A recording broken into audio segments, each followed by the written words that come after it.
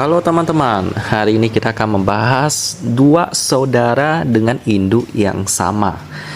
Ya, teman-teman merequestnya itu berarti akan ada pertempuran antara kedua saudara ini.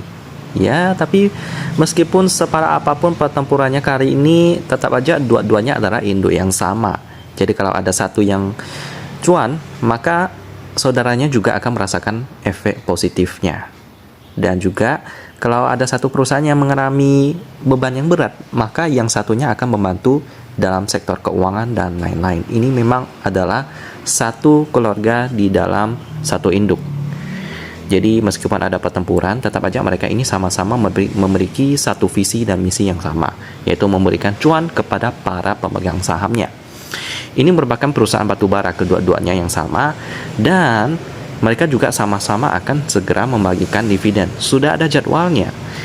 Ya, dari kedua nama ini yang di-request oleh teman-teman kita ini, kedua perusahaan batubara ini pastinya ada yang memiliki laba yang lebih besar, yang lebih menarik. Tapi tentu saja kedua-duanya juga tetap menarik, karena kedua-duanya ini masuk watchlist premium saya.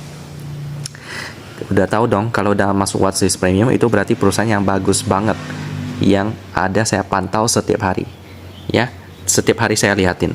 Yuk mari kita bahas perusahaan yang pertama. Saya udah urutkan posisinya ya. Jadi kita udah tahu juara pertamanya siapa. Juara pertamanya adalah BSSR. Lalu yang kedua adalah Embab. Cuman dua-duanya bagus kok. Kita lihat dari yang posisi kedua dulu, yakni adalah Mitra Bara Adi Perdana Tbk dengan kode emiten MBAP atau kita panggil aja Embab. Kita mulai dari sejarah mereka terlebih dahulu. Jadi mereka ini didirikan pada 28 Oktober tahun 92. Bisa dibilang cukup matang, tapi bukan yang paling senior. Sebagai bagian daripada grup Balamurti, fokusnya di bidang pertambangan batubara dan terus berkembang menjadi salah satu perusahaan yang terbaik di bidang energi. Ya, kalau nggak salah mereka ini dulu juga ada diversifikasi di bidang energi lain. Ya, seperti biodiesel. Cuman memang enggak mayoritas. Jadi mereka memulai produksi batubara pada tahun 2008 ya. Memang agak lama sejak mereka berdiri. Dan juga produk yang mereka hasilkan itu berkualitas tinggi dengan nilai kalori menengah, sehingga diminati oleh pasar internasional karena karakteristik yang lebih ramah lingkungan. Jadi semakin tinggi kalori daripada batubara, pembakarannya itu lebih efektif menghasilkan energi yang tinggi dengan residu yang lebih sedikit ya. Jadi tentu saja lebih lama lingkungan. Tahun 2014 mereka melakukan IPO dengan kode Embab. Ya, ini kegiatan usaha mereka, sektor pertambangan, pengeringan batubara, lalu industri, perdagangan, ekspor impor, dan juga usaha dalam sektor konstruksi, teman-teman. Ya, itulah sekilas tentang mereka.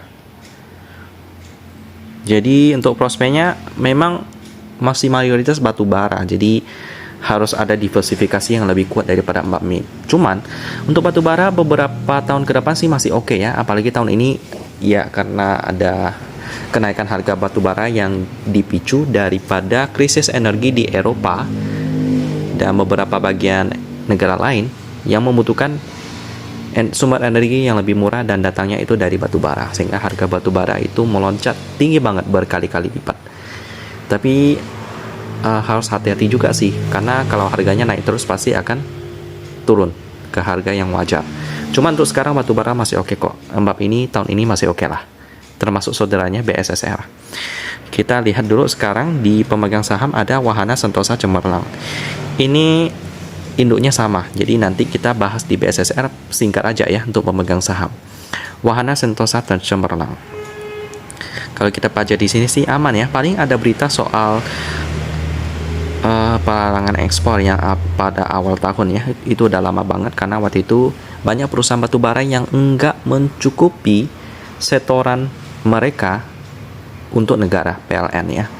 Kalau setorannya kurang, dalam artian mereka enggak memenuhi kuota tertentu, itu Indonesia bisa krisis energi, dan akhirnya pemerintah melakukan langkah yang tegas dengan menghentikan ekspor daripada perusahaan batubara sampai mereka memenuhi kuota yang ditentukan. Dan akhirnya tercapai sih, sekarang udah lebih aman ya. Cuman jangan sampai kejadian seperti itu lagi, karena berbahaya bagi negara kita. Lalu porsi masyarakatnya 10%, ini juga aman. Selanjutnya kita lihat laporan keuangannya. Kita download dulu. Embab. Lalu kita download yang kuartal kedua. Sekarang udah bulan September ya. Berarti udah hampir kuartal ketiga sih. Ya, antara bulan depan mungkin perusahaan-perusahaan mulai melaporkan kuartal ketiga ya. Ini menarik sih, babak baru untuk kita tekuni. Kita lihat dulu di MBAP dulu. Kita cari, lalu kita download financial statement. Kita bandingkan dengan yang di RTI Business. Untuk mata uang pelaporannya dia memakai dolar, konversinya 14.882 rupiah, pembulatan satuan, jadi perlu kita kalikan 14.000.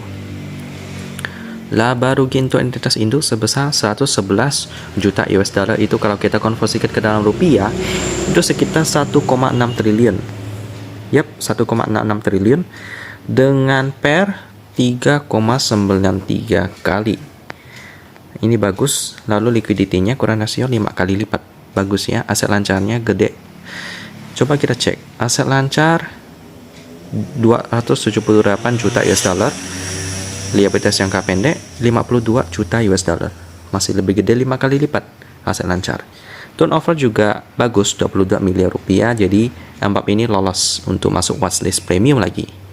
Lalu sekarang kita akan bahas saudaranya yang juara pertama, yakni adalah BSSR. Kita cari dulu di Google tentang saham yang satu ini ya. BSSR saham. Oke, spasi saham. Kita copy dulu nama perusahaannya. Lalu kita cari di IDN Financial biasanya. Untuk lebih lengkapnya sih di websitenya, tapi ini udah cukup bagus. Kita lihat di newsnya bagaimana. Dividen jumbo 569 rupiah ya, menarik. Itu berarti dividen yieldnya 10%. Baik, saya belum masuk ya BSSR ini karena saya pikir mereka udah naik banyak banget. Dari kemarin udah naik dan hari ini naik lagi dia. Jadi kita harus hati-hati ya biar nggak sampai kena dividen trap. Jadi untuk BSSR ini baik, kita lanjut ke bagian tadi kita ada lihat itu ya soal beritanya. Sekarang kita akan lihat di bagian tentang sekilas tentang perusahaan.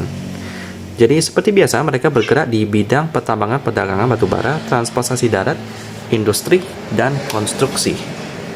Perusahaan memulai kegiatan komersialnya untuk kegiatan perdagangan pada tahun 90. Tambang batubara perusahaan memasuki tahap produksi pada bulan Januari 2011. Nah, baik.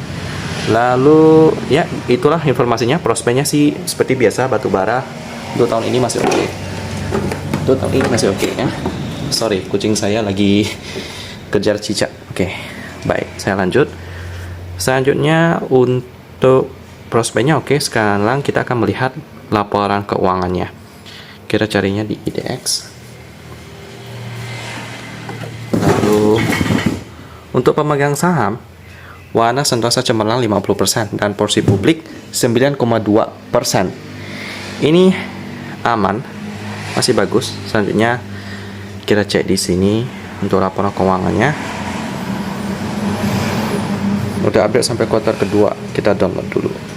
Kita bandingkan dengan yang RTI Business. Untuk mata uang pelaporannya dalam bentuk dolar juga, kursnya 14.858 rupiah, pembulatan satuan, mirip dengan MBAP juga.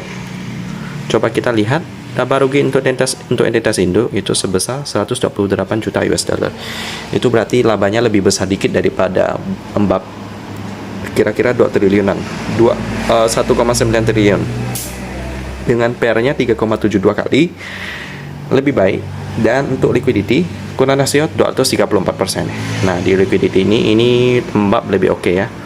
Tapi masih cukup bagus kok untuk BSSR. Aset lancar 240 juta US dollar. Liabilitas jangka pendek 100 juta US dollar. Jadi 2 kali lipat lebih gede. Kalau MBAP tadi kan 5 kali lebih gede aset lancarnya. Tapi BSSR masih oke kok. Untuk turnovernya harian 57 miliar rupiah. Jadi BSSR ini juga oke banget. Dari kedua perusahaan yang di request oleh teman kita ini, kedua-duanya oke banget. Jadi silahkan dipilih, diversifikasi dan pakai uang dingin. Kedua-dua perusahaan ini juga oke, saya sarankan. Jadi gitu aja pembahasan tentang kedua perusahaan batubara ini. Semoga bisa membantu dan kita ketemu lagi di video selanjutnya.